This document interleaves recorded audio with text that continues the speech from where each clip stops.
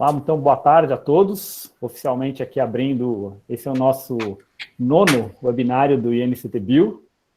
Estamos fazendo mensalmente, né, essa série de webinários, né, trazendo aí nomes importantes do nosso instituto, para divulgar aqui os trabalhos de pesquisa do nosso grupo. E hoje nós temos a honra, né, de ter aqui como palestrante o professor Rodrigo Munhoz, da Universidade Federal de Uberlândia. Muito obrigado, Rodrigo, por aceitar a participação. Depois você explica ao pessoal por que você escolheu o dia de hoje para apresentar. E para fazer a apresentação do professor Rodrigo, eu gostaria então de convidar o professor Eduardo Richter, também da Universidade Federal de Uberlândia. Eu agradeço enormemente a disponibilidade de vocês, tanto do Rodrigo quanto do Eduardo. Muito obrigado mesmo por participar aí ativamente dos nossos webinários. Então, obrigado aí. Bom webinário a todos. Valeu, Alberto. Obrigado para mim é um prazer apresentar o Rodrigo, né? Porque eu fiz um resumo do Lattes deles, às vezes eu achava que não era necessário, porque eu acompanho normalmente as atividades dele, mas vocês vão ver que não é tão fácil guardar tudo que ele faz, então eu fiz um resuminho rápido aqui. Tá? O professor Rodrigo, ele é professor no Instituto de Química desde 2008, então ele tem entre 12 e 13 anos de atividade. Em função do tempo que a gente está vivendo, a gente pode afirmar facilmente que ele é um funcionário público exemplar, tá?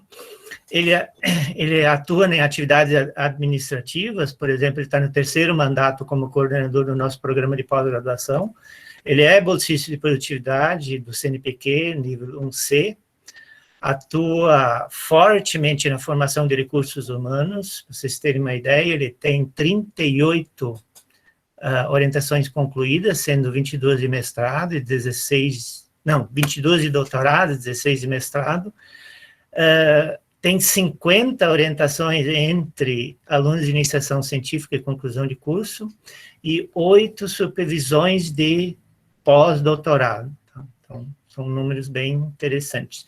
E tudo isso, na verdade, acaba gerando um número de artigos publicados bem elevado. Acho que ele está passando de 230 artigos publicados agora. Interessante mencionar que ele conseguiu chegar a uma média de 20 artigos publicados anuais nos últimos 10 anos. Então, são números bem interessantes. Tá?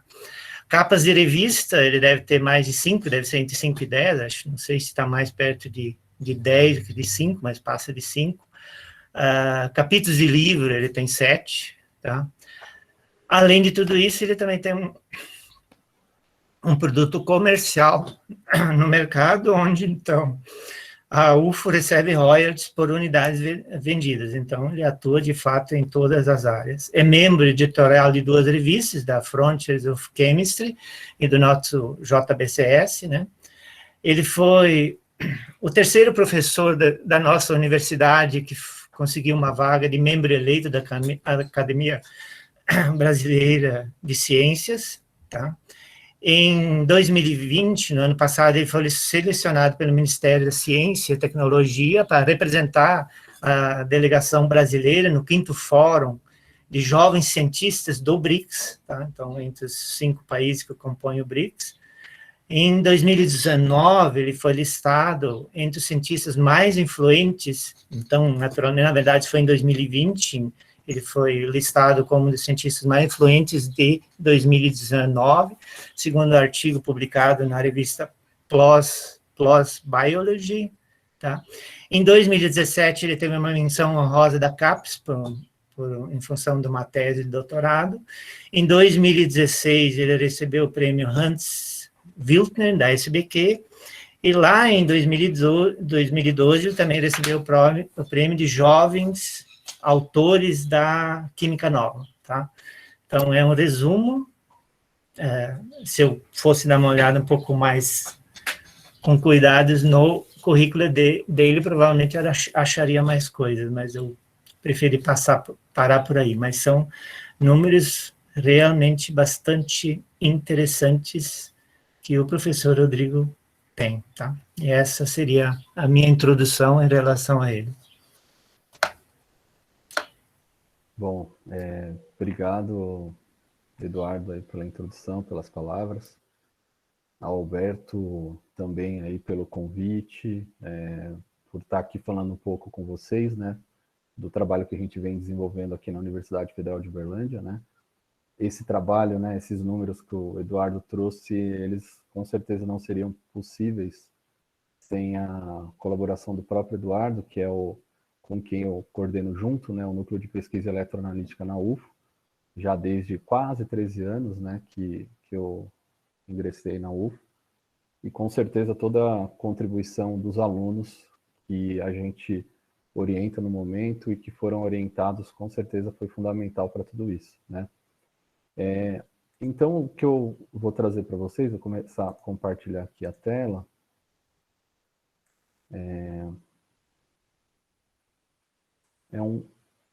Uma linha, né, acho que está indo agora, né? Deixa eu colocar no modo... Eu acabei de colocar e agora... Vocês podiam me confirmar só se vocês estão vendo a apresentação, só para ter certeza. Tá fora do modo apresentação, só, Rodrigo. Ah, tá. Deixa eu ver. Não sei o que eu fiz aqui. Deixa eu voltar aqui para a apresentação. Eu acabei de projetar, né? Mas vamos lá. Vou colocar a tela inteira. Eu acho que não tem erro. Acho que agora vocês todos estão vendo aqui, né? Estamos sim. Perfeito. Bom, então o tema que eu escolhi para falar um pouco para vocês é sobre impressão 3D, né? Como a gente vem utilizando a impressão 3D, que é uma ferramenta bastante nova, né? Talvez, se a gente pensar em termos do seu descobrimento, ela não é tão nova assim, mas seu uso em várias áreas do conhecimento, incluindo química e especificamente eletroquímica, a gente pode falar que é recente, né? E algumas aplicações, né, que o grupo vem desenvolvendo, né? Como eu falei para vocês, dentro do núcleo de pesquisa em eletroanalítica do Instituto de Química da Universidade Federal de Uberlândia, nesse especial dia 13 de julho, que é o Dia Mundial do Rock. Essa é a referência, né, que o Alberto lembrou no começo e com certeza acredito que muitos de vocês também aí gostem de um bom rock and roll. Bom, a apresentação, falar um pouco da nossa motivação, do porquê começar com impressão 3D, como começamos, né, especificamente usando esse tipo de impressão 3D, que é a impressão FDM, a construção de algumas células eletroquímicas, especificamente aqui o Batch Injection Analysis, ou análise por injeção embatelada, que se refere ao exemplo, né, que o Eduardo citou, de um produto que se encontra hoje no mercado, algumas aplicações na área forense, em bioanalítica, a incorporação de modificadores, a questão do tratamento de superfície, né, e o uso da impressão, do uso de caneta 3D, aqui era para estar separado, o uso de caneta 3D para construção de dispositivos eletroquímicos, e algumas perspectivas ao final. Então, a impressão 3D hoje, vocês devem ver na mídia, em vários contextos, a aplicação dela em áreas diferentes, como na arquitetura, na área odontológica, na área médica, na engenharia civil, aeroespacial, até na obtenção, na fabricação de alimentos propriamente. E por aí vai, são várias áreas que vêm sendo beneficiadas pelo uso da impressão 3D e, por que não, a utilização da impressão 3D para a construção de dispositivos eletroquímicos, né?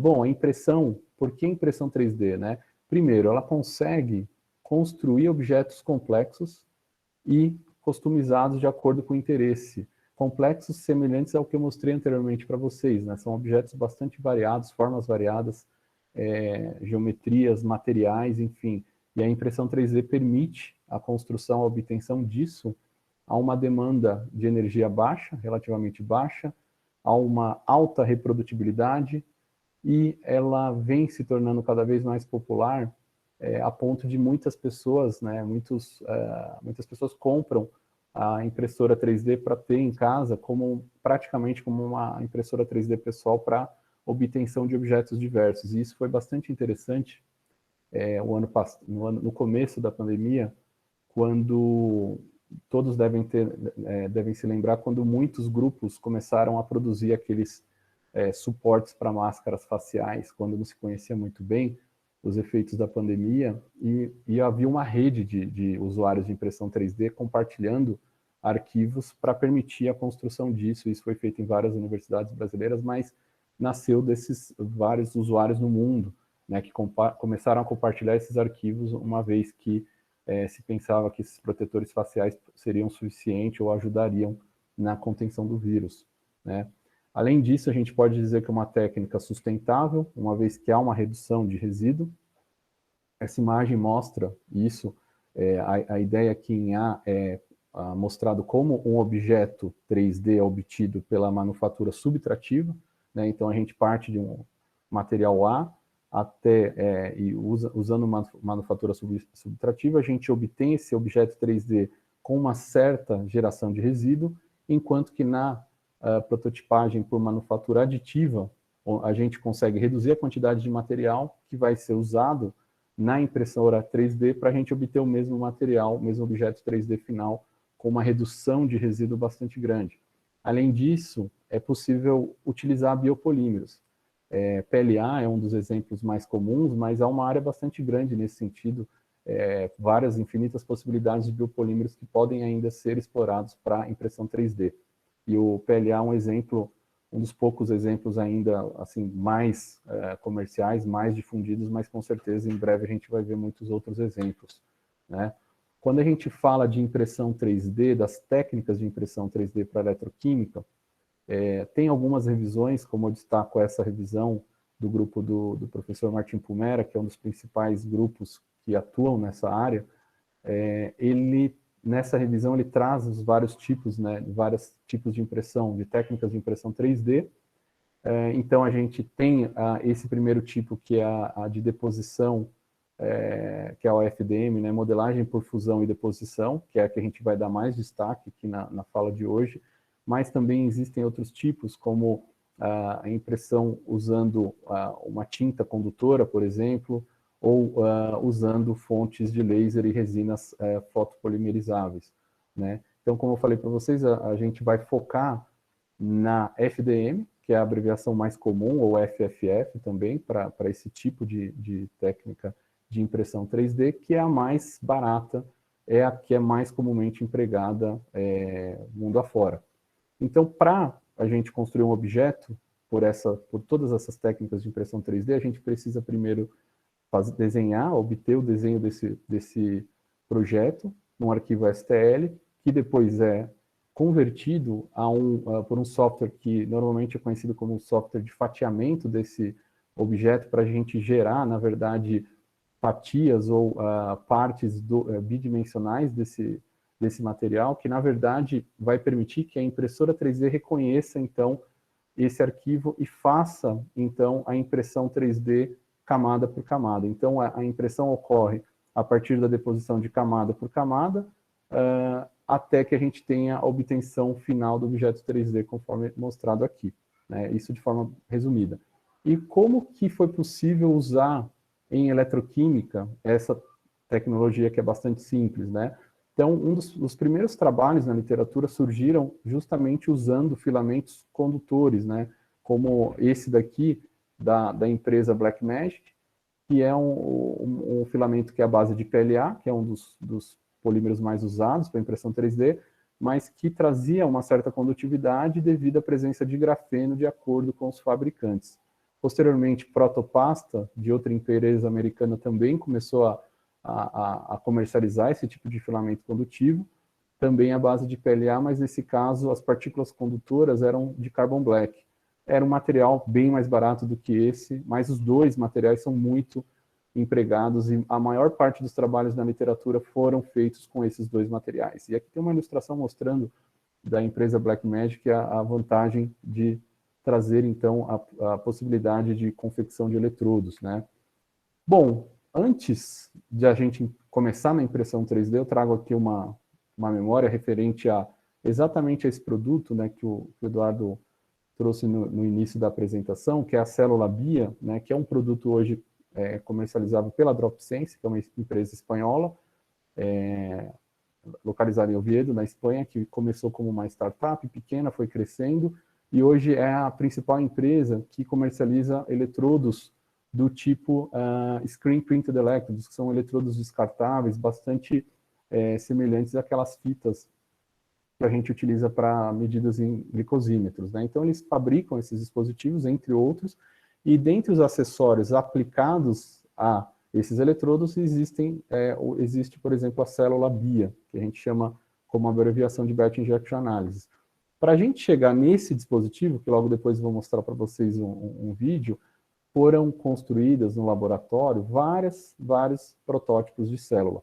Vejam que a técnica BIA ela foi primeiramente publicada em 91. O professor Lúcio Agnes, que foi o meu supervisor e também do Eduardo, ele trouxe essa análise por injeção embatelada para o Instituto de Química na USP, e posteriormente o Eduardo investiu bastante tempo até se chegar a essa célula que hoje é a célula comercializada lá pela DropSense.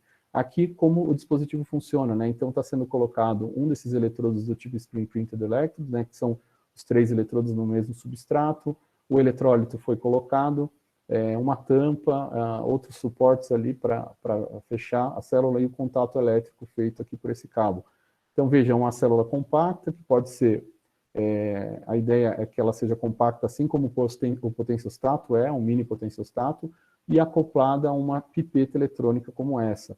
Essa pipeta eletrônica é um pouco diferente das convencionais, porque é possível injetar volumes precisos a velocidades também bastante precisas. E o que vocês veem na tela é a variação de corrente frente a uma triplicata, né, injeções repetidas na mesma concentração de um composto que está sendo oxidado, no caso do paracetamol, e o aumento da concentração gerando correntes maiores proporcional à concentração. Então, normalmente, para se chegar a essa célula, os vários modelos foram construídos em oficinas mecânicas como essa, e essa é uma oficina, a oficina mecânica lá do laboratório da onde eu, Eduardo e o Alberto também, né, viemos, né, do grupo lá do Instituto de Química da Universidade de São Paulo, em São Paulo, e certamente por conta dessa particularidade do grupo lá em São Paulo, que também o grupo em Uberlândia buscou construir dispositivos. E a impressão 3D vem nesse contexto, né? Uma vez que a impressão 3D permite a construção de vários dispositivos, células, eletrodos, né? Na verdade, o início de tudo foi exatamente tentar replicar uma célula BIA, tal qual aquela que é comercializada hoje pela DropSense. Aqui nesse vídeo eu mostro como ela foi feita no primeiro modelo, em 6 horas de impressão. Ela foi impressa em partes para que depois ela pudesse ser montada, como vocês vão ver na sequência. Esse filamento é o ABS, que é um filamento bastante também comum na impressão 3D do tipo FDM. Foi colocado o eletrodo de trabalho, que naquele caso era aquele pedaço de eletrodo de diamante dopado com boro, que vai ser o eletrodo de trabalho nesse dispositivo, mas outros eletrodos também podem ser acoplados a uma célula semelhante, e os eletrodos eletrodo e referência colocados na parte de cima e o contato elétrico sendo feito. Essa mesma célula, como eu falei para vocês, ela também opera ali com a pipeta eletrônica, que permite as injeções, e a ideia de ter um sistema compacto e portátil é que ele pode ser aplicado para vários tipos de análises, em análise de rotina, com uma velocidade e precisão bastante elevada. Então, cada injeção aqui está bastante acelerado, mas para vocês terem uma ideia, dá para se realizar mais de 100 injeções por hora. Ou seja, é possível fazer muitas análises num período bastante curto, né? Aqui é o desenho novamente, né, da célula que hoje é comercial lá na DropSense. Essa é a versão feita em 3D.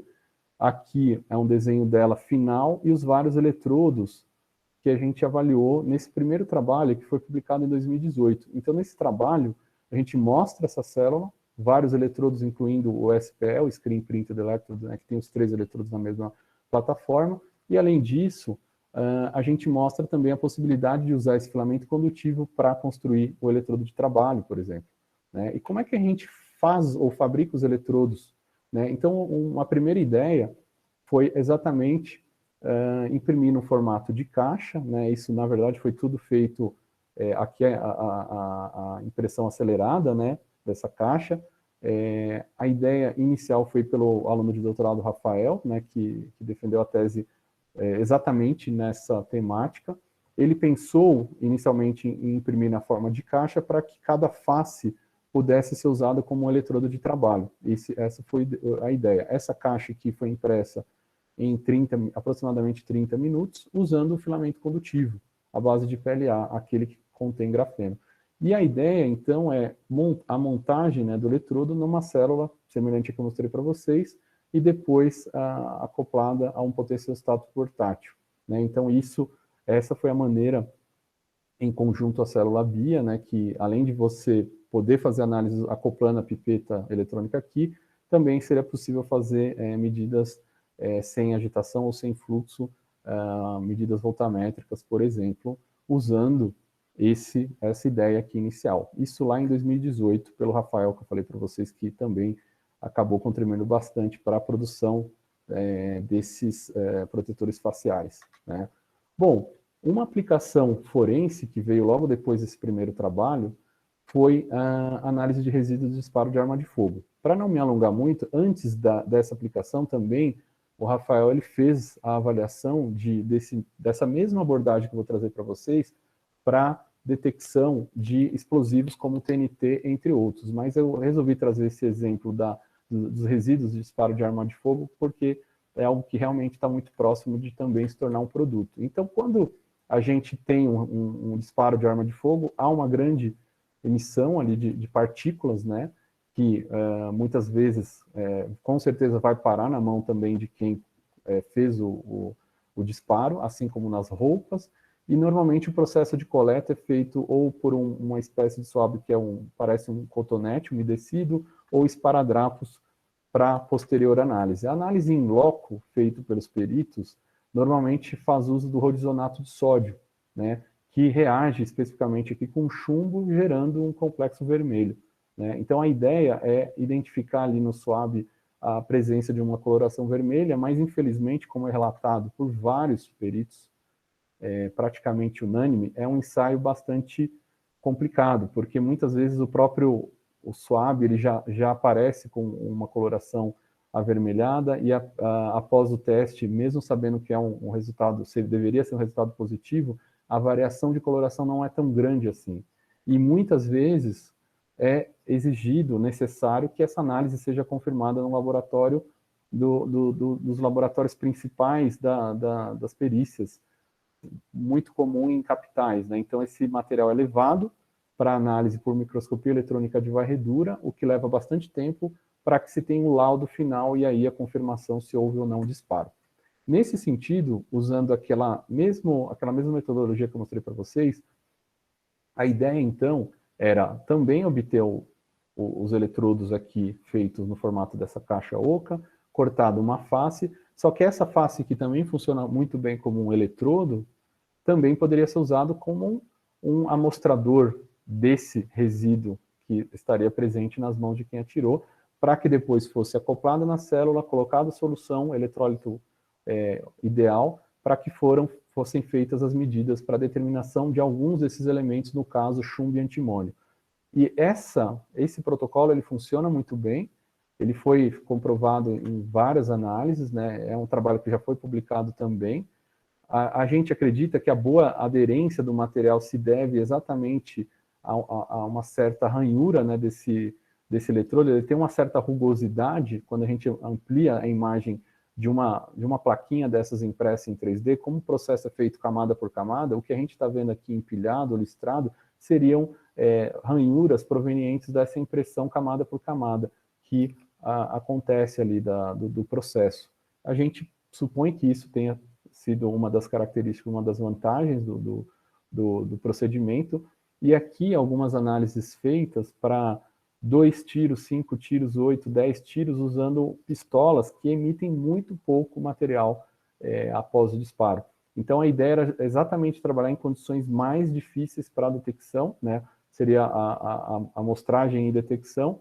E agora, nesse momento, esse é o trabalho do doutorado da Silvia, né, que faz doutorado no grupo, ela desenvolveu um outro dispositivo melhor do que esse que está sendo patenteado nesse momento, em parceria com a Polícia Federal e a Polícia Científica de São Paulo, uma vez que eles se mostraram bastante interessados por essa possibilidade e justamente pelo problema real que se tem hoje, né? Um outro trabalho, ou uma outra vertente que o grupo vem se dedicando mais recentemente, é voltada para análise de leite, né? Leite é uma das bebidas mais consumidas do mundo. A gente já teve no Brasil e no mundo afora vários relatos de ocorrência de adulterantes, contaminantes, como peróxido de hidrogênio, ureia, ácido benzoico, usados de forma ilegal, ou contaminantes, como resíduos de antibióticos, né, utilizados pela medicina veterinária. E um dos trabalhos que a gente fez nesse sentido foi voltado para a determinação de peróxido de hidrogênio em leite, usando um eletrodo 3D, fabricado por impressão 3D e modificado com partículas de azul da Prússia, que também são conhecidas como peroxidase artificial. Esse apelido, ou nome dado por alguns autores, é exatamente devido a esse processo eletroquímico. Então, aqui a gente tem a formação do par branco da Prússia, azul da Prússia, que na verdade é o ferrocianeto de ferro 2 indo a 3, né? A gente tem esse par aqui, redox, que tem um poder eletrocatalítico muito grande para a redução eletroquímica de peróxido de hidrogênio. Então, o fato desse processo ocorrer muito próximo a 0 volts, versus o eletrodo de referência de prata, cloreto de prata, faz com que esse seja um dos melhores modificadores para sensores eletroquímicos para determinação de peróxido de hidrogênio. Então, a gente buscou algo já conhecido da literatura, mas adaptado agora para os eletrodos 3D. Aqui as respostas dos eletrodos de ouro, carbono vítreo, platina, que são eletrodos convencionais, e o eletrodo 3D, onde se vê um perfil semelhante. Aqui a microscopia eletrônica de varredura, onde a gente vê algumas partículas como se fossem alguns cubos típicos do composto do azul da Prússia, né, do hexacenoferrato de ferro, também comprovando a presença e formação do azul da Prússia, e a análise foi feita usando a análise por injeção embatelada com detecção amperométrica, quer dizer, aplicando um potencial constante de 0 volts, que é suficiente para reduzir o peróxido de hidrogênio, e assim a gente ter gráficos como esse, né, de variação de corrente em função do tempo para injeções em triplicata, concentrações crescentes de peróxido de hidrogênio. A gente está falando de 1 micromolar a 800 micromol por litro, né? Então, é um sistema bastante sensível. A amostra de leite foi diluída de 50 vezes, 20 vezes, suficiente para que fosse detectado se houvesse a presença de peróxido de hidrogênio, e esse trabalho foi publicado em 2019 e foi uma parceria que a gente iniciou com o grupo do professor Juliano Bonacin da Unicamp, né? No momento, é algo bem recente, a gente tem buscado também detectar outros adulterantes, contaminantes no leite. Isso até veio por conta de uma parceria, né, de uma agência do Sua Ciência, que é um instituto, para aqueles que não conhecem, que nasceu justamente pela falta de recursos da FAPEMIG, né, que é o nosso órgão de fomento estadual, e pela falta de pagamentos de bolsa de iniciação, que agora parece que esse ano vai voltar, depois de uns 3 anos sem pagamentos, e também muito tempo sem pagamento de projetos. Então, essa instituição se uniu a um instituto de pesquisa voltado à pesquisa do leite, para que, então, conseguisse recursos, e parte desse recurso foi para fomentar alunos de iniciação científica como a Marina, que tem um projeto de detectar melamina no leite. Então, ela vem tentando, ainda não há resultados que a gente possa dizer ainda promissores, mas a gente tem algumas ideias de como resolver esse problema. Antibióticos, resíduos de antibióticos como cloranfinicol, por exemplo, eles apresentam um perfil bem característico nesses eletrodos, então a gente tem um processo de redução eletroquímica e um par formado justamente por causa desse grupo nitro, aqui presente no cloranfenicol. Então, para esse tipo de molécula, esses eletrodos funcionam muito bem, e é um trabalho que segue aqui uma curva de calibração já baseado nesse pico de redução para o cloranfenicol. Então, é um projeto que segue e com certeza deve trazer bons frutos. E a ideia é justamente desenvolver um dispositivo de detecção de multianalitos no leite, né? Então, onde, que nem dessa gravura que eu trouxe aqui de um artigo da Nature de 2016, onde a gente pode ter múltiplos modificadores, e isso tudo feito por impressão 3D, né?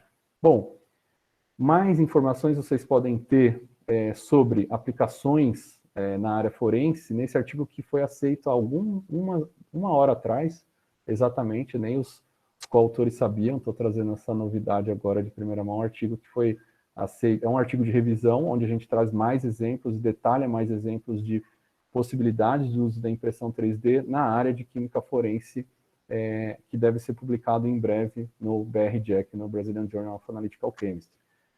Aplicações em bioanalítica, também em 2019, usando um dispositivo bastante semelhante, o Rafael, né, o aluno de doutorado, ele fez alguns ensaios e ele verificou a possibilidade de detectar ácido úrico e nitrito.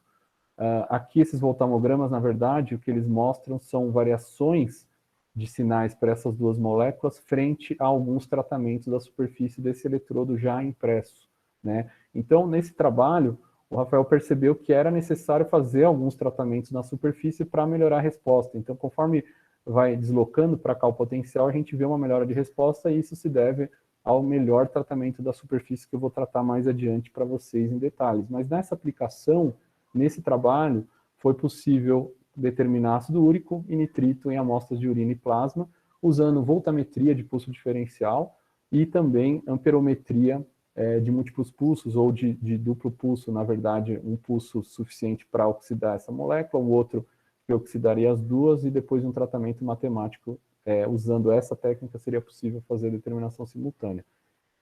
Além também da possibilidade de determinação de glicose. Então, essa é uma das, eu diria, uma das primeiras aplicações, né, da impressão 3D para bioanalítica, e realmente a partir dessa muitos outros trabalhos surgiram. E um trabalho mais recente que eu gostaria de destacar é exatamente um trabalho até que o professor Thiago Paixão, trouxe na última apresentação dos nossos webinários, que é a determinação de zinco e ácido úrico em suor, né? Então, usando uma célula bastante semelhante, né, na verdade o protótipo é o mesmo, né, esse dispositivo pode ser também usado para quantificação simultânea, por exemplo, de zinco e ácido úrico em suor, após, claro, tratamento da superfície do eletrodo, né? Então, esse é um trabalho mais recente que ainda está em avaliação.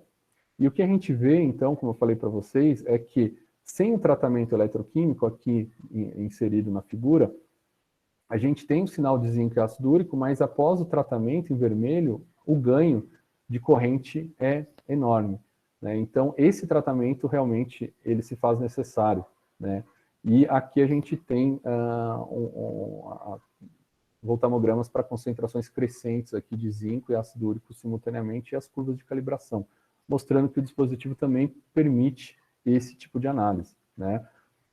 Esse review que a gente publicou exatamente um ano atrás, e ainda está nesse volume especial, esse volume especial ele ainda está aberto lá na Analítica Química Apta, ele traz vários artigos muito interessantes da possibilidade do uso de impressão 3D em química analítica. Se vocês procurarem esse volume especial, vocês vão achar vários artigos.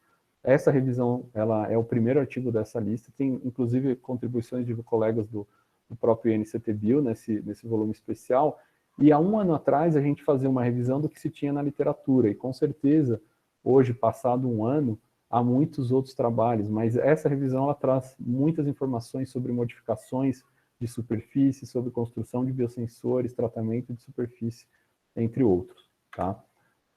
Bom, esses eletrodos, quando a gente imprime, eles estão prontos para usar em eletroquímica? Exatamente o que eu estava falando para vocês, a questão do tratamento de superfície, pelo que a gente viu, quase sempre, ou sempre que você quiser ter uma melhor resposta, seja para um sensor eletroquímico ou mesmo para outras aplicações eletroquímicas, esse tratamento de superfície ele vai ser muito melhor, você vai ter respostas muito melhores.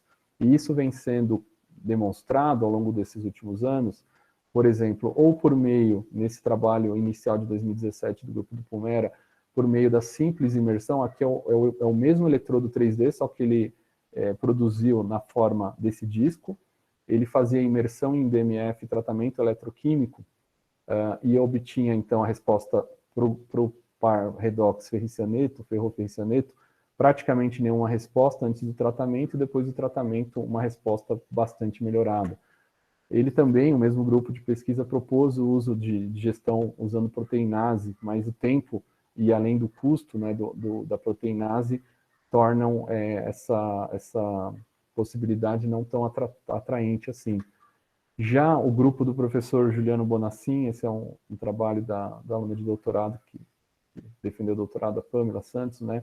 Ela, junto com o Juliano e outros coautores, propuseram um tratamento eletroquímico, que é muito mais viável, simples, já que a gente vai estar montando o próprio dispositivo eletroquímico com essa sequência de aplicações de potencial e tempo. Isso tudo foi demonstrado para eletrodos à base de PLA e grafeno, a mesma fonte comercial que eu falei para vocês no início.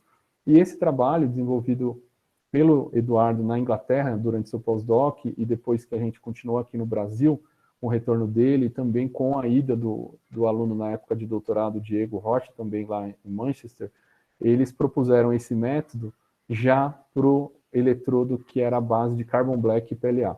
Mas, no final das contas, o que se nota é que o tratamento eletroquímico ele é bastante interessante, ele pode ser reduzido, talvez otimizado aqui, para o melhor material, aí no caso, e sempre vai ser necessário para que se tenha um ganho de resposta. Aqui a proposta de usar hidróxido de sódio, que já é um meio que degrada também o PLA. Então a ideia é remover PLA para expor mais esses sítios condutivos presentes no interior da peça do eletrodo 3D. Né? Então esse é o princípio, a ideia de se realizar esse tratamento de superfície, que realmente é comprovado, melhora bastante a resposta. Essas imagens deixam bastante claro como é antes e depois de um tratamento desse tipo. Então o material fica bastante rugoso, se nota, né, a remoção de material de excesso de PLA. Quando a gente faz estudos eletroquímicos tradicionais, usando impedância eletroquímica, ou essa sonda redox ferricianeto em KCl, isso é bastante nítido, né, a melhora da resposta aqui em vermelho nos dois casos. Né? Então, esse é um ponto bastante crítico, que sempre vai ser necessário, até o momento, não se tem outra maneira, senão a necessidade de realizar o tratamento dos eletrodos prévio ao uso, independente da aplicação eletroquímica. Uma possibilidade recente, aí, numa parceria com o grupo do professor Lúcio, do Thiago também, é exatamente o uso do laser, né, que o Thiago também apresentou aí no nosso último webinário, como uma possibilidade, um laser de CO2, pode fazer a mesma coisa de maneira bastante rápida, sem uso de reagentes, né, praticamente a fonte de laser de CO2, e obter resultados da mesma forma ou até melhores do que com o tratamento eletroquímico. Então essa possibilidade, né, publicada agora, em 2021, ela traz uma nova vertente de possibilidades de tratamento desses eletrodos. Possivelmente seria uma possibilidade até acoplar dispositivos, se possível, né, que incidam laser juntamente ou logo após a impressão 3D. Isso pode ser bastante interessante do ponto de vista eletroquímico. Um trabalho que saiu praticamente ao mesmo tempo, né, é de um grupo da Polônia que usa ativação. Ele trata os mesmos eletrodos, que também é o carbon black, e aqui nesse caso também era com carbon black, só que aqui ele usa a ablação a laser, né, usando esse laser, um tempo menor, só que numa atmosfera de hélio altamente pura, né, para obter resultados semelhantes. Então ele ganha em tempo, só que é um procedimento um pouco mais, não tão simples quanto este aqui apresentado e feito aqui em colaboração com os grupos do Lúcio e do Thiago, uma vez que o grupo do Thiago já tem bastante experiência com o uso do laser de CO2 para várias outras aplicações em eletroanalítica. Né?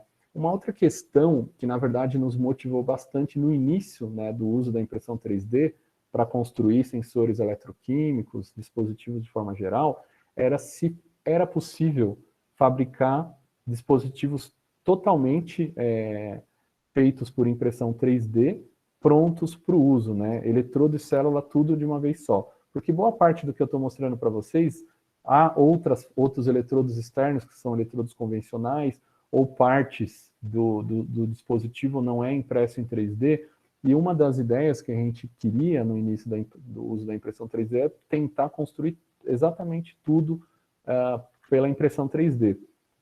E esse trabalho, né, que foi publicado na Analytical Chemistry 2019, uma parceria com o grupo do professor Craig Banks, que também é um grupo bastante forte nessa área.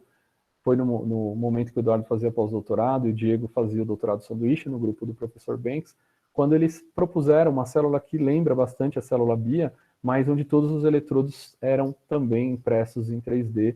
E essa é uma das possibilidades, uma das várias possibilidades de dispositivos. Na verdade, há muitas outras que podem ser exploradas e vêm sendo exploradas.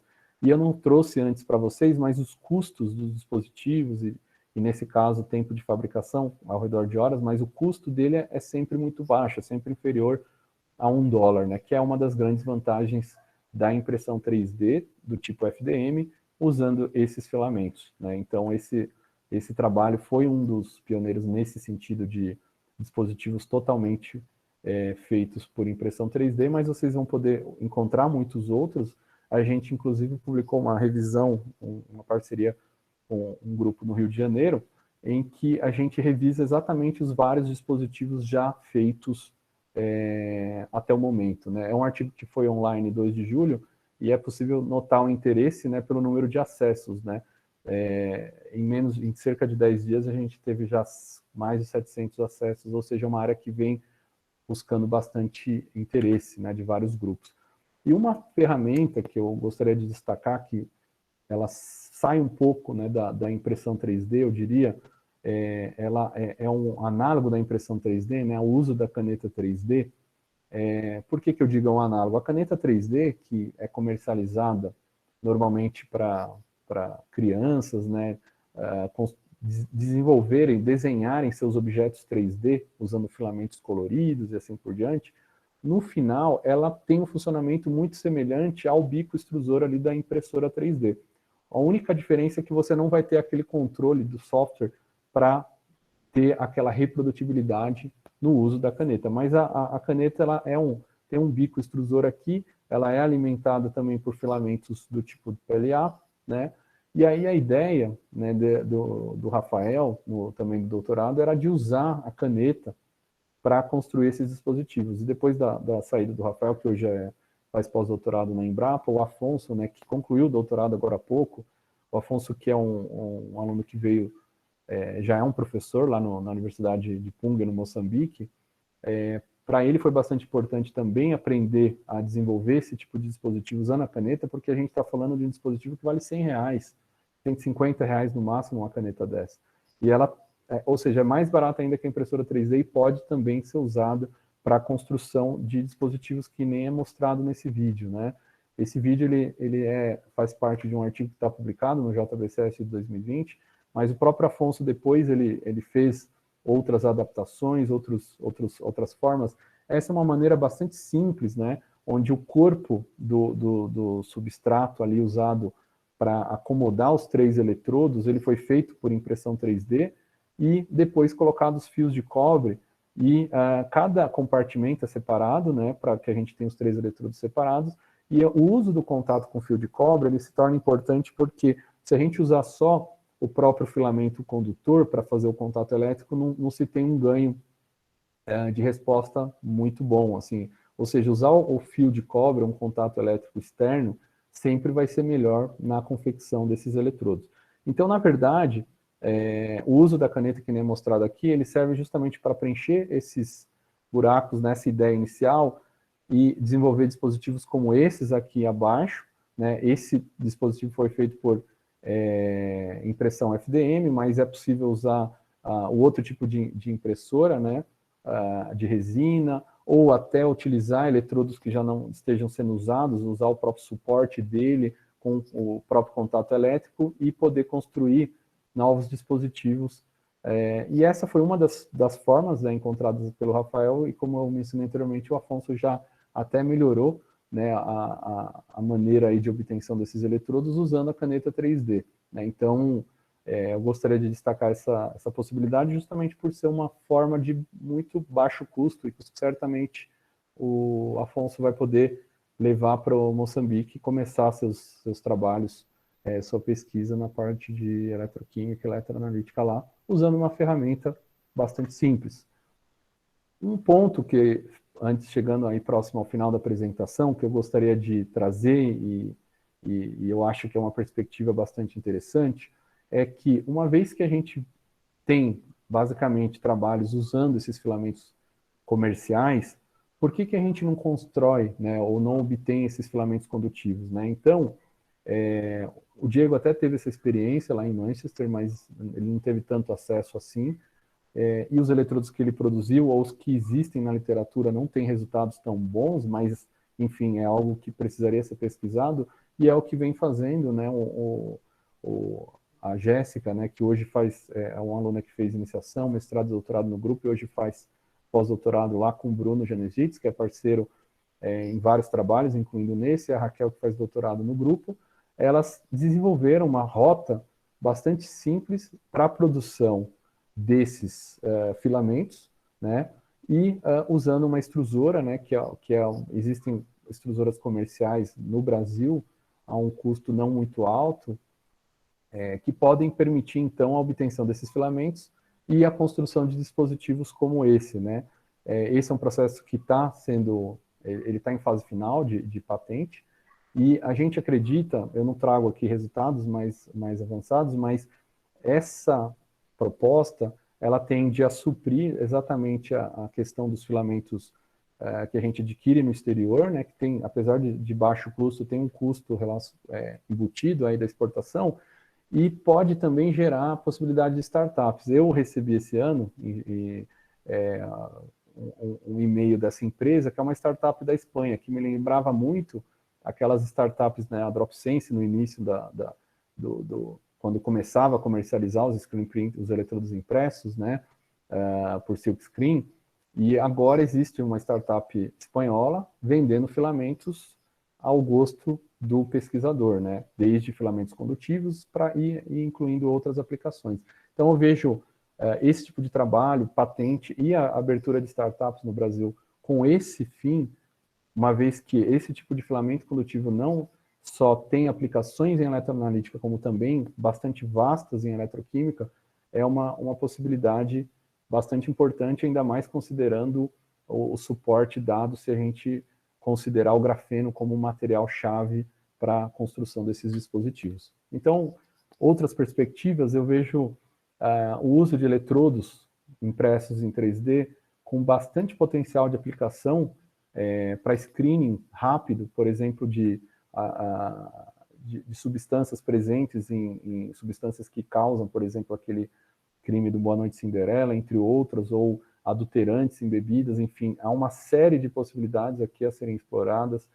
Os biosensores eletroquímicos, há alguns exemplos publicados na literatura, mas provavelmente, e eu acredito aí em poucos, nesse ano mesmo, a gente vai ver, inclusive, o uso de plataformas 3D para obtenção de dispositivos para monitoramento da doença do Covid, seja por biomarcadores, seja genosensores, imunossensores. É questão desse ano mesmo, a gente vai ver dispositivos nesse sentido mesmo, aplicado também à problemática do Covid. O wearable, quer dizer, sensores flexíveis e vestíveis, é uma vertente bastante interessante que a impressão 3D pode contribuir para a construção de dispositivos cada vez melhores, já que a necessidade de sensores flexíveis é uma série de filamentos que podem ser utilizados para esse fim, né? O uso de materiais recicláveis ou o uso de biomateriais, a bioimpressão também eu vejo como uma perspectiva bastante interessante na área, e dentro de uma área em paralelo, que também vem crescendo bastante, o uso da impressão 3D para dispositivos para armazenamento de energia ou conversão de energia, a incorporação de catalisadores no filamento, na superfície desses eletrodos, também vem ganhando bastante espaço. Algumas publicações bastante interessantes recentes na área, inclusive revisões no uso de impressão 3D para baterias e outros dispositivos para energia, que vem mostrando também uma grande vertente que a impressão 3D pode auxiliar. E tudo isso vai depender da nossa imaginação na hora de construir esses dispositivos e, enfim, porque as técnicas de impressão 3D permitem várias possibilidades, como eu mostrei algumas aqui para vocês. Então, para finalizar, eu gostaria de agradecer ao grupo de pesquisa, né? Essa é uma foto antiga, a gente não tem conseguido se reunir para tirar fotos desde a pandemia, né? E o grupo já, parte do grupo já até é diferente de hoje, né? Mas eu gostaria de agradecer a todos os alunos que hoje estão no grupo e também os alunos que fizeram parte do grupo, aos vários colaboradores, sem dúvida, todo o trabalho não é possível sem a participação bastante motivada dos alunos e também de bons colaboradores, como alguns que eu destaco aqui, além da parceria com a Polícia Federal e Civil, que vem sendo bastante produtiva e a gente vem conseguindo dialogar bastante, e acredito que em breve, quem sabe, a gente tem algum produto fruto dessa parceria. Ao INCT Bio e INCT em Bioanalítica pelo auxílio aí também disponibilizado, pelos webinários que são bastante interessantes e permitem que a gente conheça o trabalho um pouco um do outro, já que o grupo do INCT Bioanalítica é bastante grande e bastante diverso e interessante nas linhas de pesquisa. Esse é o meu contato, caso vocês tenham alguma dúvida, fiquem à vontade. E eu termino com uma foto aérea aqui da Universidade Federal de Uberlândia, onde foi realizado a última escola de bioanalítica, né? Essa aqui é uma foto da reitoria, né? Os prédios da Química aqui atrás e o evento de bioanalítica deve ter sido realizado por aqui, nessa região aqui, que está encoberto pelas árvores, né? Que não é possível ver. E uma saudação final aí ao Dia Mundial do Rock a todos e agradeço pela atenção e estou aberto aqui às perguntas. Obrigado.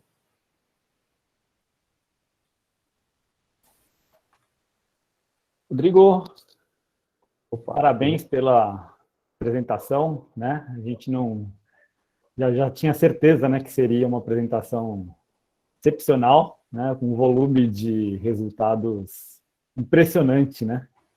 Um dos nossos mais produtivos, né, pesquisadores, né, junto aí com o Eduardo, né, do nosso grupo. Então, vocês estão realmente de parabéns, né, pelo que não só o que você apresentou hoje, né, mas ao longo dos anos, né, o que vocês conseguiram, né, estabelecer na Federal de Uberlândia, né, e vocês colocaram a Federal de Uberlândia no mapa, né, da química analítica. Eu posso dizer isso daí, com certeza, né, virou uma referência agora, né. Então, parabéns aí pelos trabalhos, né.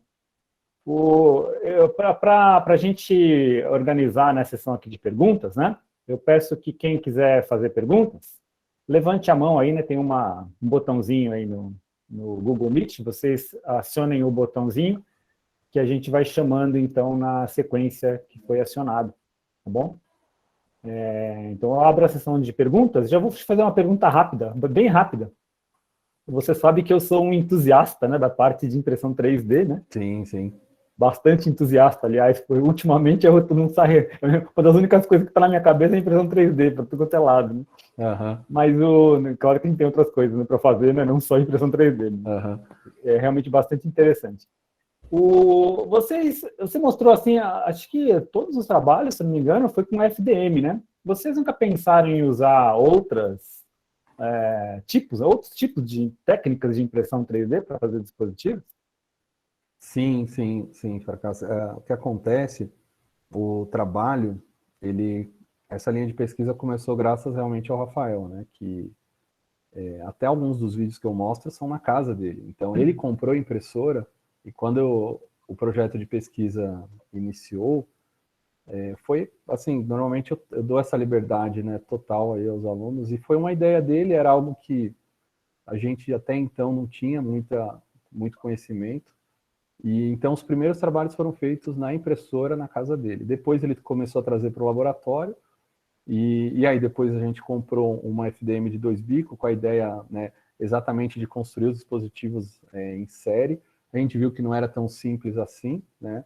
Tem alguns macetes, né? Enfim, não é qualquer tipo de impressora FDM que a gente consegue obter os eletrodos, por exemplo. Os filamentos condutivos, eles têm não são exatamente iguais ao PLA aí comercial utilizado. Então a gente ficou com essas duas impressoras um bom tempo, até por falta de recurso. Depois a gente conseguiu comprar uma SLA simples, em que a gente está construindo alguns dispositivos à base de resina, mas até usamos como suporte para alguns eletrodos. E por enquanto foi isso, mas com certeza, assim, poder fazer uso de outras técnicas de impressão 3D, eu acho que num dos webinários anteriores o Lauro tinha comentado, ou foi você, né, sobre a aquisição de uma impressora 3D mais poderosa. Seria bastante interessante. Acho que o Thiago Paixão também comentou sobre, lá no grupo dele, de uma aquisição de uma inkjet print, né, uma impressora 3D à base de jato de tinta, ou de tinta, né, condutora. Também acho que seria bastante interessante. Então, na verdade, são várias possibilidades, né, que eu acredito que podem ainda ser exploradas, né. Até na sua, no que você vem trabalhando em microfluídica, por exemplo, o FDM não dá, né, então teria que buscar outras ferramentas, né, outras técnicas de impressão 3D, com certeza, né. Tem aqui no chat aqui algumas observações, né? Várias parabenizações pela sua apresentação. A Elizabeth colocou aqui, né, que ela fica feliz, né, que o Banks, né, desde sua vinda ao Brasil, tem mantido relações com os pesquisadores daqui, né. O E a Banks, pergunta, na né? verdade, eu conheço ele desde 2000 desde o meu doutorado de sanduíche, né, 2005, que ele era pós-doc lá no grupo do Compton, e, Legal. enfim, já é uma... conheço ele de longa data, assim. Pergunta aqui da Beth: você consegue avaliar financeiramente de forma ampla e futura, em termos de agilidade, as vantagens de usar sensores 3D versus o uso deles em análises convencionais? Sim, a questão, né, do custo, né, o material, esses filamentos, o de PLA é um pouco mais caro hoje que o de ABS, né, o ABS acaba sendo mais barato, e dependendo da aplicação, o PETG acaba sendo preferido, né, e ele tem um custo mais alto, enfim, hoje o mercado oferece várias possibilidades, mas considerando um uso maior para um mesmo fim, eu acredito que pode ser até mais barateado ainda. É claro que tem o tempo aí da impressão, às vezes parece ser longo, mas se a gente considerar o trabalho de várias impressoras e dispositivos em série, isso acaba praticamente, acho que supera os métodos de silkscreen nessa questão de tempo e também agilidade, né? Claro que outras técnicas de impressão 3D eu acho que também podem trazer um ganho maior em termos de tempo, a um custo um pouco maior, mas que, de repente, dependendo da aplicação, pode ser interessante mesmo. Eu tenho um gráfico que eu sempre mostro nas aulas, né, de custo de produção por injeção por molde, né? Injeção em molde e a impressão 3D, né? A impressão 3D, ela tem um custo fixo, né? Independente do número de protótipos que você constrói, né? Enquanto que a injeção por molde tem um decaimento exponencial, né? Então, chega em um momento que a injeção por molde se torna mais interessante do que a impressão 3D, mas a impressão 3D tem um custo, né, definido, né? A Cecília, obrigado aí pela sua participação no webinário, Cecília Silva. Excelente apresentação, Rodrigo, parabéns. Como você vê a possibilidade da impressão de eletrodos miniaturizados usando impressão 3D? Obrigado, Cecília, pela pergunta também. A gente, esse tipo de técnica que eu trouxe, ela tá limitada, a resolução dela para a gente construir, talvez, dependendo do tipo de dispositivo, talvez eu não trouxe as dimensões, mas esses eletrodos têm alguns poucos centímetros, né, cada um dos dispositivos, né, mas reduzir ainda mais o tamanho, como a gente consegue com outras técnicas, ou a obtenção até de arranjo de microeletrodos, enfim, pode, não seria possível usando FDM, mas, por exemplo, outras, né, técnicas com certeza seria possível, eu acho que uma possibilidade, né, e, enfim, mas a FDM, por enquanto, eu vejo ela como uma ferramenta que pode... Ela é bastante acessível, né? A gente consegue fazer muitos trabalhos, mas essa passagem, né, para a gente gerar um produto ou fazer uso de um produto usando essa ferramenta é algo que eu espero aí em breve poder vislumbrar com essa parceria aí com a polícia, com a questão das patentes, enfim, porque existe até um plano de parceria com o Senai nesse sentido para que o Senai que tem alguns dos centros de Senai tem algumas impressoras 3D ou um centro de impressão 3D que possa ser usado para a confecção, por exemplo, do dispositivo para aplicação para resíduo e para análise de resíduos para de arma de fogo. Então, enfim, são algumas interrogações que eu também não vou saber dizer, mas que realmente acho que em curto tempo a gente vai ter a resposta. Tiago, por favor, pode fazer essa pergunta? Opa, Rodrigo, tudo bom? Oi, Parabéns pela apresentação aí, né? Então, fiquei bastante contente de ver os resultados, né? Então, dessa parceria também conheço o Rodrigo já há um bom tempo, desde a graduação, né? Então, é bastante interessante ver toda essa evolução, né? E ver como ele e o Eduardo também formaram um grupo bastante sólido lá em Uberlândia. Então, parabéns mesmo. Uma das coisas que eu tenho bastante curiosidade, né? Eu venho mexendo um pouquinho com essa parte do 3D agora, mas tem a ver um pouco com o Alberto comentou. Tem a ver com essa parte utilizar técnicas diferentes, mas mais do que pensando nessa parte das técnicas diferentes, né?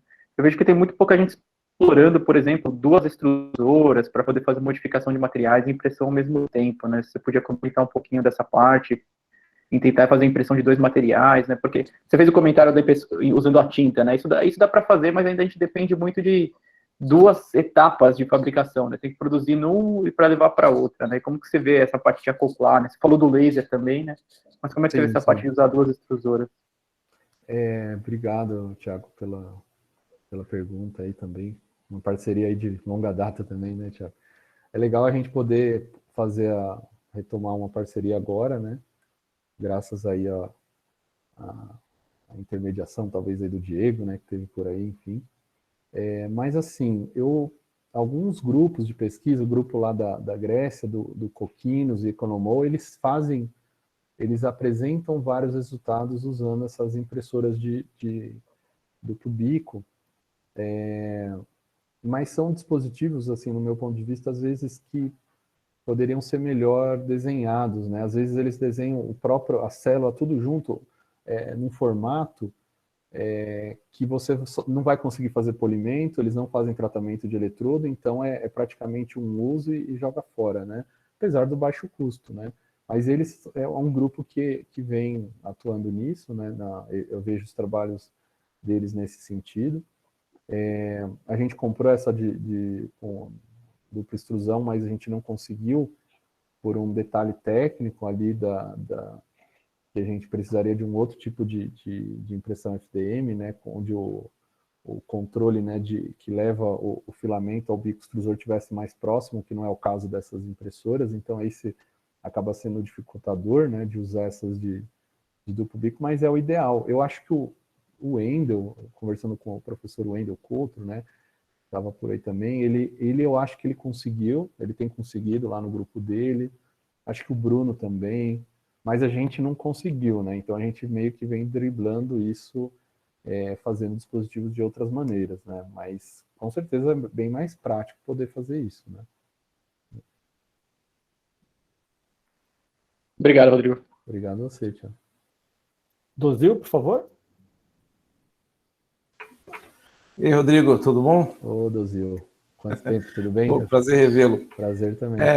Nossa, o tempo passa muito rápido. Eu lembro do Rodrigo chegando no laboratório para fazer iniciação científica, né? Sim. E quando você mostrou a foto ali, eu falei, eu reconheço esse lugar. Era lá o laboratório da oficina mecânica, né? Que era onde a gente fazia vários dispositivos. Mas, Rodrigo, parabéns aí, né, pela sua trajetória, né, seus trabalhos extremamente interessantes, né, seu Eduardo. Eu fiquei curioso com aquela caneta 3D, o processo é o mesmo de extrusão? É exatamente igual? O material de extrusão é o mesmo? Sim. Você consegue colocar o filamento, né? Ele tem um botão para puxar o filamento e tem um botão para fazer a extrusão. Aí ele faz um aquecimento ali na ponta, o que me estranha um pouco essa questão de né, quer dizer, a caneta faz o aquecimento, me estranha o fato disso ser comercializado para criança, né? Porque você tem um bico quente, você tem uma... Essa é a parte que eu ainda não entendi, mas as que a gente obteve no início vinham da China, né? E agora tem empresas no Brasil que comercializam, só que não assim para crianças, como a gente vê no início, a gente vê algumas até propagandas, né, de comercialização deles, né? Mas sim, você tem um bico que puxa, né, e um bico para fazer a extrusão ali do filamento. Ele sai, lógico, sem um controle, que nem a gente mostra no vídeo, então a gente tem que acabar colocando excesso, ou precisa usar um molde para isso, né? Mas o Duzil fazendo referência aí à figura a imagem, né, do laboratório, né, realmente traz boas lembranças da época, e eu posso afirmar aí que ver você, o Alberto lá no laboratório, com certeza foram motivadores, né, para seguir na pós-graduação quando eu era aluno de iniciação. A gente passava horas naquela salinha fazendo peças, né? Hoje em dia a gente fica horas no computador projetando a peça e manda para a impressora. Sei. Obrigado, Rodrigo. Abraço. Abraço. Mas é curioso como mudou mesmo o fluxo de trabalho, né? A gente ficava realmente horas naquela sala, né, para fazer uma pecinha pequena com furinho, né?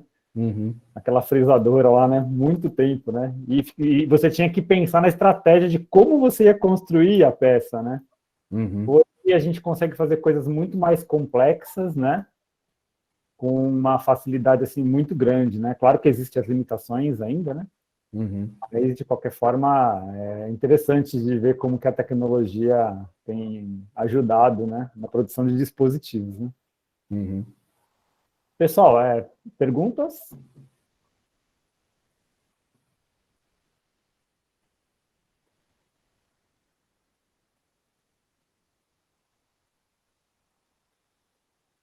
Mauro, por favor. Boa tarde aí a todos. Muito bom aí, Rodrigo. Gostaria de parabenizar aí a tua contribuição, agradecer aí pela tua disponibilidade de prestigiar os nossos webinários, né, do INCT-Bio. E, na verdade, eu tenho apenas uma pergunta aí simples para te fazer. É assim, você mostrou muito bem essa questão do PLA com grafeno e PLA com carbon black. Se você, com toda a experiência que você tem, qual dos dois você recomenda que vai dar melhores resultados? Com grafeno ou com carbon black? Então, inclusive, obrigado, Lauro, pelos comentários, pela pergunta. Tem até a questão do grafite também, né? Que, enfim, é um material que poderia ser utilizado também. Eu ainda acho, assim, a gente conseguiria bons resultados também com grafite. A questão do grafeno a gente teria que, como essa empresa comercializa, né, como folhas de grafeno, né, a questão está muito ligada ao acesso, né, a esse material à superfície do eletrodo, né. Então, eu não sei, por exemplo, se seria possível aumentar o percentual desse material condutivo no filamento, por exemplo, usando essas fitas de grafeno, a ponto do que se conseguiria, por exemplo, usando grafite ou usando carbon black.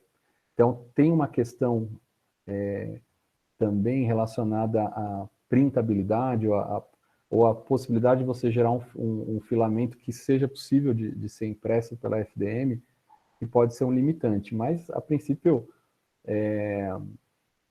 provavelmente com grafeno seria melhor, mas tem essa questão, sabe, que é algo que talvez a gente consiga, aí, unindo as duas propriedades, até com o próprio grafite, um material bastante interessante. Se a gente conseguir aumentar o teor dele no filamento, eu não citei isso na apresentação, mas eles estão ao redor de 10%, né? Então, é um teor relativamente baixo dentro desse compósito. Então, fora que esses comerciais têm outras substâncias, né? Esse PLA grafeno, ele tem dióxido de titânio, ele tem impurezas de ferro, enfim, outros metais que, mesmo em quantidade baixa, ainda podem fazer dá algum efeito ali. Assim, alguns autores relataram, a gente observou isso também, não foi um tema que eu trouxe aqui, mas até esses comerciais a gente não tem um controle completo deles, né? A gente precisa caracterizar muito bem para saber o que tem ali, né? Então, às vezes, a resposta melhor que a gente obtém nesse grafeno PLA pode até ser proveniente de outros constituintes ali no compósito, né? Só para perguntar mais uma questão que você deve ter visto já. Você mostrou que, para fazer o tratamento, o grupo lá do Banks está usando hidróxido, né? É meio básico para fazer o tratamento elétrico, fazer a ativação. Uhum. Tem alguns estudos na literatura que mostram para que consiga desfoliar bem o grafite para poder obter o óxido de grafeno, que normalmente a melhor condição meio básica seria fazer com hidróxido de potássio, e não hidróxido de sódio, hidróxido de lítio ou outro hidróxido. Você tem visto alguma coisa nesse sentido de que hidróxido de potássio funcionaria melhor também para fazer a ativação desses materiais? Não vi, Laura. Até uma dica interessante aí de estudo, né? Tem alguns trabalhos que fazem uso de agentes redutores químicos ali para tentar gerar o que supostamente seria um óxido de grafeno reduzido, né? Mas que nem a Cecília comentou, né, no chat, né? Boa parte desses materiais a gente não consegue ter certeza que é grafeno, mas essa ideia, né, de alterar, a gente nunca fez esse estudo, é uma possibilidade, com certeza. Porque, na verdade, tem alguns trabalhos que relatam que a desfoliação acontece muito melhor quando se usa potássio, né? Uhum. Então, provavelmente também o efeito da ativação é devido a essa questão vamos dizer assim, do distanciamento das folhas, né? E aí acredito que, eventualmente, possa melhorar bastante com a questão do hidróxido de potássio, em função da experiência já que o pessoal relata, né, tem na literatura, que o grafeno realmente é obtido, o óxido de grafeno é obtido numa qualidade melhor quando você faz a esfoliação com hidróxido de potássio. Uhum. Sim, sim. É uma boa. É uma possibilidade para a gente estar estudando, sim. Obrigado aí pela dica, a gente vai dar uma olhada, sim. Ok, mas parabéns aí, obrigado pela resposta aí, e agradeço aí a contribuição para essa questão toda aí da contribuição, né, pelo seminário, no webinário do INCPB. Parabéns. Obrigado. Perguntas, pessoal? Enquanto o pessoal se manifesta aí, uma colocação aqui da Beth, ó, a RC está lançando uma nova revista para eletroquímicos analíticos, Sensors Diagnostics, submissões a partir do meio de agosto de 2021. Uma outra revista aí, uma boa opção da RC para a gente publicar, né, trabalhos de sensores e com fins de diagnóstico, né? Rodrigo, eu tenho uma outra pergunta, enquanto o pessoal se manifesta aí. Você conhece aquele filamento Electrify 3D? É um filamento à base de cobre? Vi alguns trabalhos usando esse material. Eu não conheço. Assim. Então, o que chama atenção é que a resistividade desse material é 0,006 ohms vezes centímetro. E, assim, é um material que está, assim, muito, muito, muito além, né? Sim. Do que usa a base de carbono em termos de condutividade, né? E não sei se a gente poderia fazer algumas coisas com esse tipo de filamento aí. A gente está tentando comprar, né, um pouquinho desse filamento para fazer uns sensores lá no...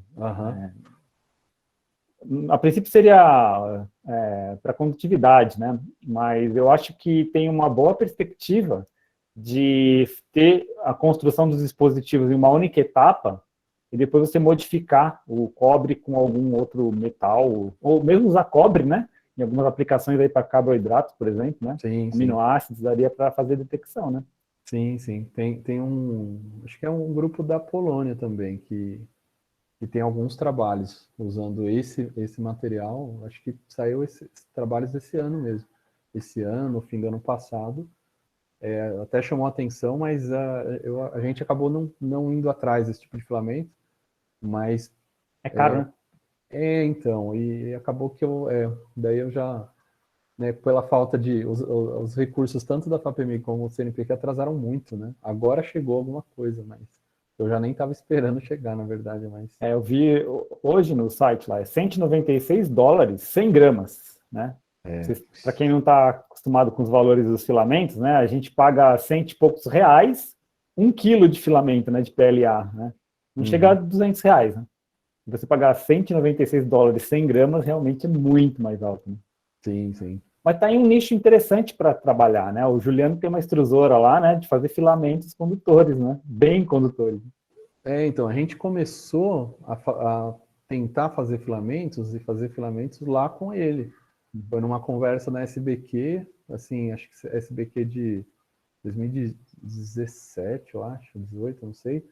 E aí ele falou que estava trabalhando com isso e a gente começou a conversar. E alguns alunos foram para lá, viram como é que usava a extrusora, a gente comprou uma parecida, acho que o Bruno também tem uma parecida, o Wendel. Então, assim, eu vejo essa vertente como algo, assim, que precisa ser mais explorado, até a questão de biomateriais, biopolímeros, né? Então, eu acho que a gente pode... Mas aí até uma linha que não, assim, que não é tanto da nossa alçada, né? O pessoal buscar, talvez, aí parceiros que trabalhem, né, nessa linha, né, de materiais poliméricos, compósitos, enfim. Mas eu acho que é uma vertente para ser explorada, exatamente para a gente não depender, né, de importação e tentar desenvolver um próprio produto, né? Uma pergunta aqui, ó, Pedro Henrique Oliveira Amorim. Obrigado, Pedro, pela pergunta. Parabéns pela sua apresentação, mestre. Na sua opinião, qual o principal desafio para a utilização direta de eletrodos impressos por FDM sem tratamentos prévios de superfície? Então, eu acho que é exatamente a obtenção de filamentos com maior condutor ou maior teor do material condutivo, né? Exatamente, tá na composição deles, né? E eu acho que trabalhar nisso é o caminho mesmo, assim, para de repente até obter aí dispositivos que não precisem ou que tenham uma resposta eletroquímica tão boa mesmo sem esses tratamentos que eu mostrei, né? Só complementando, né, é sempre um compromisso, né, que se você colocar muita carga, ele fica quebradiço, você não consegue imprimir. Sim. Se você coloca pouca carga, você consegue imprimir e ele fica pouco condutor. Né, e as partículas sempre ficam recobertas, né, com polímero, então é muito difícil de utilizar sem nenhum tipo de tratamento.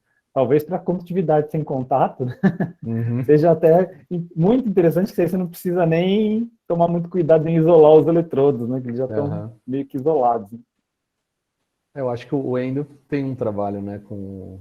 Ainda tem um, né, de detecção de droplets, né, se não me engano. Sim.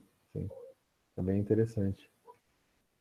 Mas, realmente, é bem o que você falou, né? Por isso que eu acho que tem esse viés, essa possibilidade mesmo, né?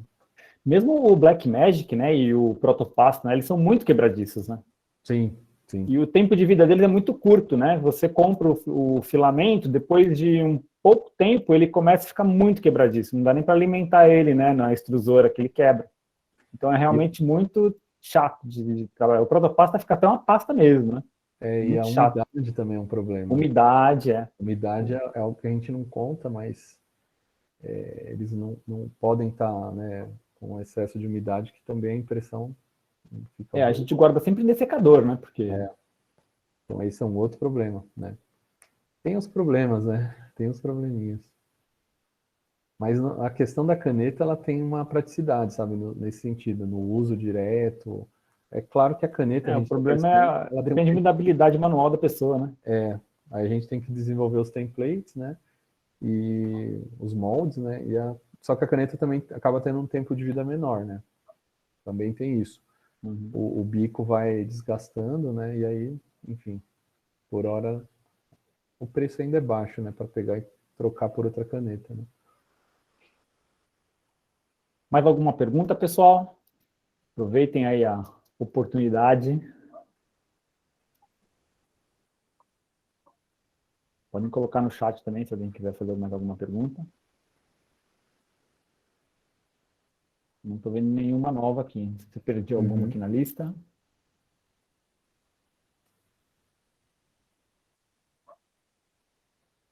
Eu acho que...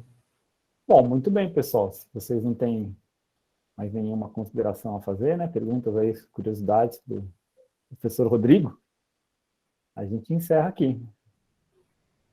E celebrar o dia do rock, né, Roberto? Muito bem, então, né? Vamos agradecer mais uma vez, né, a participação do Rodrigo. Obrigado, Eduardo, pela apresentação, né, no início do webinário. E lembrando, né, a todos, né, que a gente está fazendo um webinário por mês.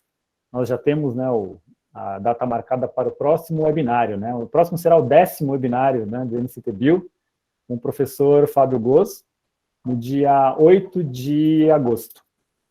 Isso, no dia... Não, desculpa, no dia 3 de agosto. Então, estão todos convidados também. Então, muito obrigado a todos, tenham uma boa semana, até o próximo webinário. Abraço. Obrigado a todos aí também. Um abraço para todos aí e obrigado pela atenção também e perguntas.